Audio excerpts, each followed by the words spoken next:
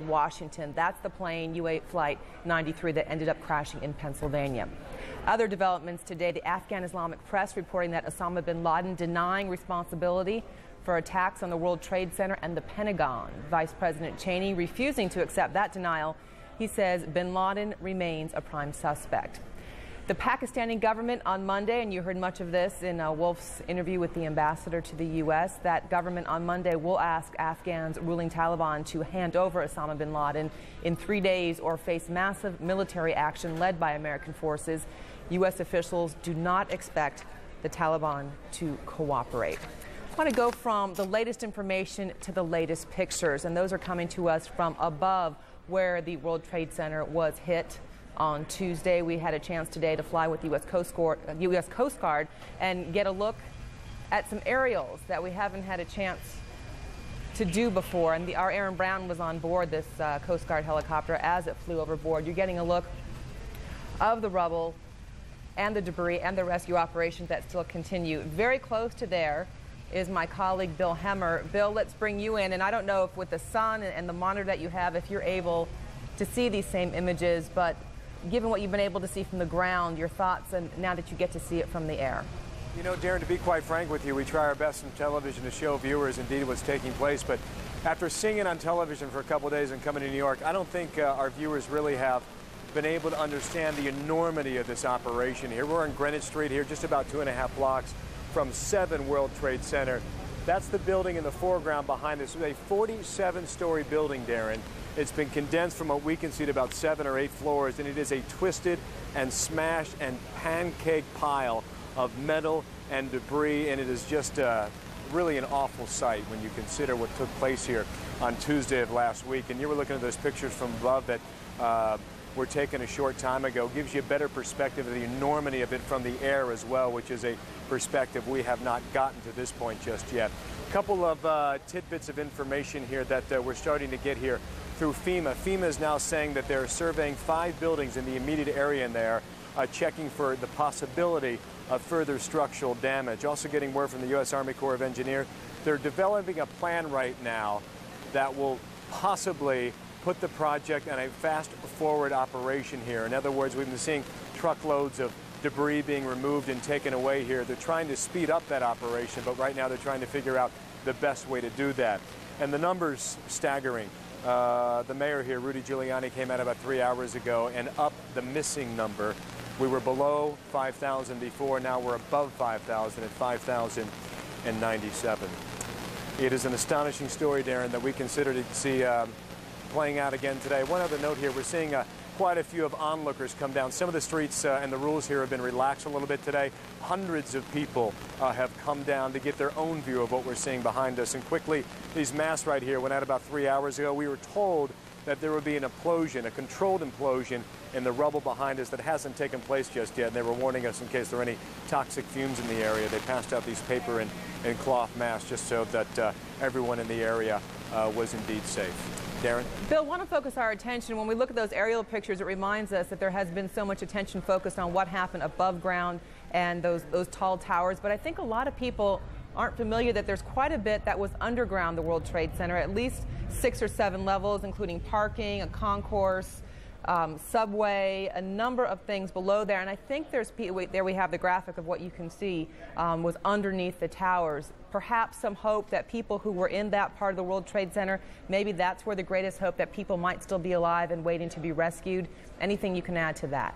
Indeed, Darren, hope is the right word. That's what they're talking about. If there are survivors at this time, they believe the greatest possibility is somewhere in this area below the street level. A fire official yesterday described that area almost like an inverted volcano, he said. It was extending almost 7 stories below the street level, and I described a few moments ago what we're seeing above the street. If you can imagine for a moment, below the street, the amount of debris and metal that came crashing down below there. He says it's 7 stories going below, and at this point, clearly, we can only imagine the amount of crushing debris that went down that way on Tuesday when 110 stories came crashing down in 2 separate buildings. Bill Hemmer in Manhattan. Bill, thank you very much. Also a reminder, we have focused so much on the East Coast, on Washington, D.C., and on New York City, but But remember, those 4 flights that were hijacked were all headed to the West Coast, so a big impact being felt there as well, including 3 of the flights which were headed to Los Angeles. I want to show you pictures we're getting now from Los Angeles, from Westwood Community Methodist Church. This is a service that's taking place right now. Dr. Sharon Rhodes Wickett is addressing this week's tragedy in the sermon. In attendance, Warren Christopher, former Secretary of State to the United States. We continue to bring you the pictures of America as it mourns and as it recovers and goes on. And on that note, back up to Wolf in Washington, D.C. Thank you very much, Darren. And was the United States intelligence community caught off guard during Tuesday's attack? For answers, we turn to 3 distinguished guests. The former CIA Director James Woolsey, the chairman of the National Commission on Terrorism, Ambassador Paul Bremer, and retired U.S. General William Odom, a former director of the National Security Agency. Gentlemen, thanks for joining us. General Odom, I'll ask you that question. Was the U.S. intelligence community caught by surprise? Clearly. I think people call this attack the biggest event since Pearl Harbor, the biggest attack on the U.S., surprise attack. The intelligence community was completely caught off guard then, and the CIA and the intelligence community was created by the 1947 National Security Act to prevent future such surprises, which raises real questions about what's happened in the last 50 years. Why do you believe the U.S. intelligence community was caught so completely off guard, by surprise, by Tuesday's attack? Well, I would cite, there are many factors, but I would cite a couple as being the main ones. Over the past 10, 15 years, we've had a lot more publicity about our intelligence, a lot more leaks about what it can do, and people like bin Laden and other terrorist incidents have learned a great deal about how to evade it. The technical side of the intelligence community has faced a modernization in communications that it has to keep up with, and it may not have kept up with that as well as it should. What's your take on that, Ambassador Bremer? Well, I think it's certainly a failure. I think it's a long-term and a short-term problem. We really have done a lot of damage to our intelligence services starting in the mid-'70s with the Church Committee hearings and a progressive downgrading of human intelligence in favor of technical intelligence. And you can't get good intelligence against terrorists, really good intelligence, without having spies and terrorist groups. And the more recent problem was that the previous administration put into effect some guidelines which restricted the ability of CIA agents to go after these kinds of very high-value, very difficult targets, no question, these terrorist spies. And so the bottom line is that the U.S. simply was not prepared. Well, as the General says, if you have 5,000 people killed, there's obviously been a major failure. You agree? Surely. We were basically spying with one arm tied behind our back. These restrictive limitations on not being able to recruit people who have some violence in their past as spies were ridiculous, and I hope those are going to be junked within days if they haven't been already. Also, we have had budget cuts. I mean, the CIA and American intelligence actually did a pretty good job at Y2K. They had money put into the budget in '98 and '99. People were worried about terrorist incidents at Y2K. In the morning of January 1st, 2000, the budgeteers in both the executive branch and the Congress dusted off their hands and said, well, terrorism is solved, no more problem there, let's cut the budget back. So, and the other thing people need to realize is that a number of these people who executed this terrible attack have been in the country, some of them for 7 or 8 years. American intelligence has absolutely nothing to do with spying on people in this country. It's a law enforcement matter if you have some sort of probable cause that a crime is being committed. So then we said on the Terrorism Commission that I served on, that Jerry chaired, that there are also some restrictions that on the FBI's ability to investigate terrorist groups in this country that I think you could not do away with, but you could loosen up some and still be well within the framework of the Constitution. General Odom, I see you want to jump in. Particularly when you get the FBI here.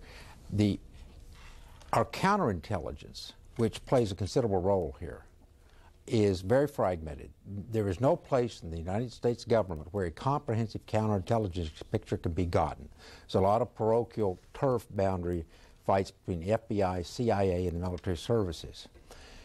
It is my experience that when you mix criminal investigation and law enforcement with counterintelligence, you get very lousy counterintelligence. It's a different set of skills.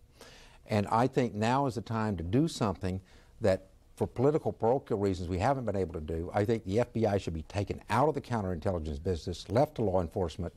We need a national counterintelligence service under the DCI with direct operational control over the 3 military services counterintelligence and the CIA's. That raises enormous alarm bells for a lot of civil libertarians, doesn't it? I don't think it does. If you think it through, I don't think it has to. No, even I think it would be less than the case of the FBI. Whatever the solution, it's clear that the United States government operates under in effect, a sort of a phony distinction between domestic and international terrorism. And people have warned, including our commission that Director Woolsey and I sat on, we've warned for a long time that this is a distinction that the terrorists don't keep. It's one that we keep for bureaucratic reasons, but it's not one that terrorists keep. And just to explain it to our viewers out there, the CIA operates outside of the United States. The FBI operates inside the United States. And it's clear that you need to have a more seamless interaction of the intelligence that is collected, however it's collected under whatever guidelines there are, and we need better capacity to analyze that. We don't have enough analysts. We don't have enough linguists to deal with this tremendous flow of information we're getting. All of this has been pointed out not only by our commission but by others. As an illustration of what both Jerry and Bill said, according to the New York Times this morning, CIA picked up some interaction overseas between 2 of the people who conducted the terrorist operation and some associates of bin Laden. A couple of weeks ago, passed the information on. In one way or another, it wound its way through the Immigration Service to the FBI, and no one was able to catch up with things on time. It just took, they got into inboxes and outboxes, inboxes and outboxes. But let me, well, we've been hearing for the last couple of years that the cooperation between the FBI and the CIA has never been better. It's getting better. It's cosmetic at the top organizationally. And if you reorganize, if you got the intelligence community into good shape, you would still face a very serious difficulty that I faced at NSA. When you have good intelligence about something that's going to cross the border, to whom you disseminate it? To the Customs Service, which is in Treasury, to INS, which is in Justice, to the Coast Guard, and to the FAA, which is in the Transportation Department, to the FBI, which is in Justice and doesn't like to belong to anybody. Right now, it is so fragmented that if you have the intelligence, if you wanted to give it to somebody who could use it effectively and make sure that everybody knows what he's doing, you don't have that. And I think you're going to have a cabinet-level border control organization created which amalgamates these people. Well, I thought when you were the Director of Central Intelligence, you were in charge of all of the intelligence organizations, including the NSA. Well, the DCI is sort of the chairman of the board of the whole foreign intelligence community, and he's CEO of the CIA, but he has only basically a handshake relationship with the FBI or any of these other agencies that Bill was talking about. And there's another issue here, which is that you find things where you're looking. And after the first year and a half of the World Trade Center investigation, the Clinton administration and the Justice Department veered away from looking at state-sponsored terrorism and went over to looking for loose networks and bin Laden and the rest. And they may have missed some things here because they weren't looking for what was going on with some of the states that sponsor terrorism, such as Iraq. And so what you're saying is that for political reasons, they didn't really want to know what happened? Well, I don't want to make that charge, but I would say I think the Clinton administration was particularly feckless and flaccid in dealing with Iraq, and I don't think they really liked confrontations. I don't think they intentionally looked away from evidence. But I do think that they, the word kind of suffused the executive branch that, you know, this is all sort of loose associations here, and it wasn't really convenient to look for state sponsorship. It certainly was not a focus, and you find things where you're focused. You know, I think what Jim has just been saying about this focus and what happened to the Clinton administration is right on, but you can't. And I think they're really seriously to blame for a lot of this, but it goes back further than that.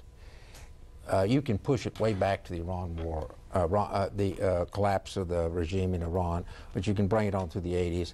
After the Gulf War, we celebrated. We hadn't won the Gulf War. We just had a truce. If we'd gone all the way to Baghdad, you could say we're closer to some sort of victory. But we've been at war with the radical Arabs in general, and Iraq in particular, ever since. We just haven't taken that seriously. And when the Clinton administration fires off cruise missiles to make us feel good and them feel good at Sudan and Afghanistan, this makes it worse. This doesn't do anything to destroy terrorist capabilities. Ambassador Bremer, let's pick up a point that Director Woolsey